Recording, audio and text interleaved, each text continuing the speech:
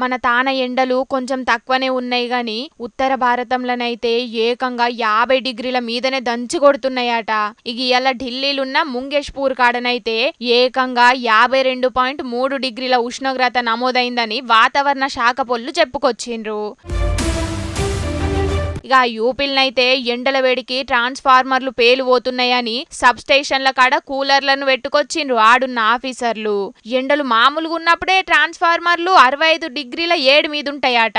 ఇక ఇప్పుడు కొట్టే అడ్డగోలు ఎండలకు ఏకంగా 80 డిగ్రీల దాకా గరమై పేలిపోతున్నాయట. అందుకే వాటిని కూలర్లతోని సల్లగా చెయ్యనీకి గీతిరిగా ఉపాయం చేసిండ్రట ఆడున్న ఆఫీసర్లు. ఒక కూలర్లు పెట్టుడే కాదు, కొన్ని జాగల్లనైతే ట్రాన్స్ఫార్మర్ల మీద పైపులతోని నీళ్లను సుతం చల్లుతున్నారట. గిట్లా అంతకు మొదలు మధ్యప్రదేశ్ లో కూడా ట్రాన్స్ఫార్మర్లకు గిట్లనే కూలర్లు పెట్టిండ్రు.